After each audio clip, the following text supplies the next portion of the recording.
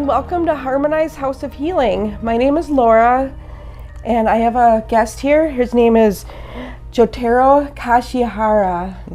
I'm actually a happiness coach. I haven't really went into detail with that, but Jotaro here, he's going to talk about Reiki today. I'm going to tell you a little bit about him first, and then we're going to try to educate you a little bit. So Jotaro, he came into the practice of Reiki as a skeptic.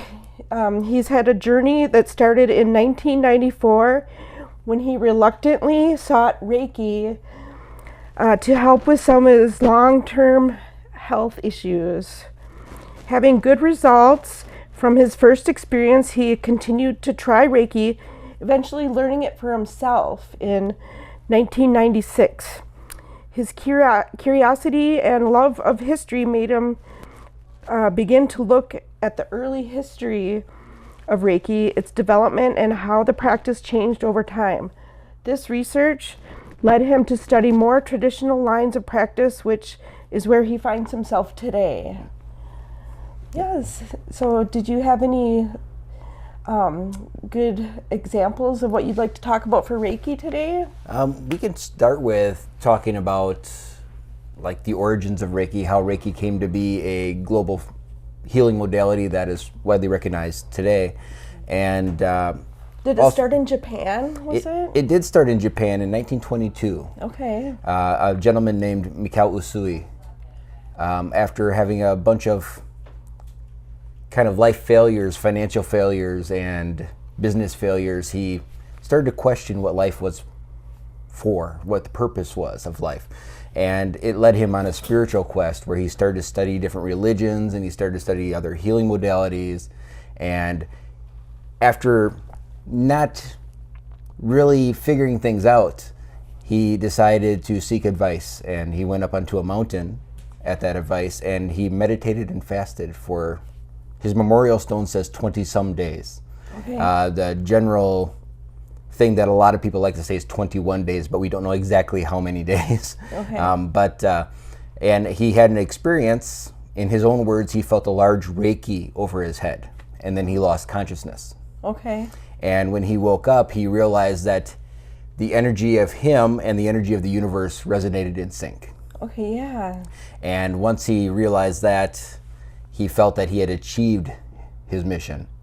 And he ran down the mountain to have his experience verified, which it later was. And he developed, with encouragement, the system we call Reiki today. Okay. And from my understanding, it's like energy from the universe. Yes. Okay. In Japanese thinking, it's Rei is like a mysterious or a fantastic energy.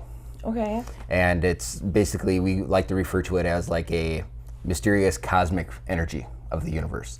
In more Western lines of practice, they like to call it like a universal life force energy, which isn't necessarily wrong, but it's a little bit different of a way of looking at it. Okay. So it's, in Usui Sensei's time, there was like a hierarchy of different types of energy, and Reiki was the one right below divine energy. Okay. It was like the lowest level of energy that humans could have access to. Yeah, and we're talking about energy like cell phone energy and microphone energy. We don't really see that energy, but we know it's there. Right. Yeah. Right. So when Usui Sensei developed his system in the early days, it was 1922, and he only had a couple years with us. He died in 1926, so he only had 4 years to basically teach. Okay. And during that time, he taught over 2,000 people, it said. Wow. So he was a pretty busy guy. Yeah. And Reiki eventually, through some of his students, spread to the West, and then from Hawaii, with Miss Takata's lineage, it then spread around the world. Okay. And today, Reiki is recognized by a lot of very prestigious medical institutions like the Mayo Clinic. Yes. And Johns Hopkins University hospitals and the Cleveland Clinic all have Reiki programs within their facilities, and even recommend Reiki to people as ways of coming about, improving their state of wellness. Yep. And Reiki is a wonderful vehicle for that. A lot of people today use it for like pain management, A lot of studies have shown, like with hip replacement surgery, that people have less pain and they increase their mobility faster. Knee replacement surgery studies have been done. People on chemotherapy have less nausea, ability to sleep better, appetite's more normal. And so Reiki has been shown to kind of help the human body kind of achieve a state of wellness. Yeah, and because like there's blockages sometimes. Yes. And then that Reiki can kind of help clear out some of that stuck blockage. Oh, there's Yogi. Hi, boy. Within the practice of Reiki, from like the lines I do, we like to say that as the human body is going through some issues, that these blockages will occur. Yeah. And these blockages can be like an accumulation of toxins in an area. A lot of times if we have like an injury in that area, the toxins will kind of accumulate there easier. Then once the toxins start to accumulate, it ends up like creating like pain and discomfort. It can also, like if it's around the kidneys, it can lead to kidney or heart disease if it's around the heart, and things like that. So through Reiki, we can help break up the toxins and provide fuel to the body in order to be able to eliminate those toxins and move towards a healthier state of wellness. Yeah, I love it. I love Reiki. Yeah, because I was in a bad car crash and I was seeking out help. I wasn't really getting the help I needed. And some of my friends, I came in contact with some people, and I even came and did some at your house a little bit. And I just think it's great, the education that we can learn about. How you doing?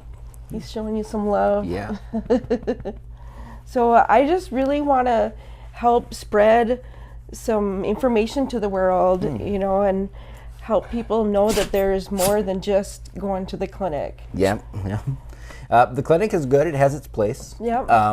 And I would never suggest that any modality is like a substitute for standard healthcare. Yep, you got to keep going to the doctor. Yeah, working in conjunction with each other, though, often brings really good results. Yeah. Now, Reiki is, I often use an analogy of, like when you have a splinter, you don't leave the splinter in there, it will fester and it will, develop a pustule around it, and you can lance it, but if you don't take that splinter out, it's just going to fill up with pus and be painful again. Yeah. And by using Reiki, we can, work alongside the medical field and usually get much better results. Yeah. Okay. Yeah. Well, thank you so much for your time. Yeah. I do want to give you a gift. Oh, well, thank you. Yeah.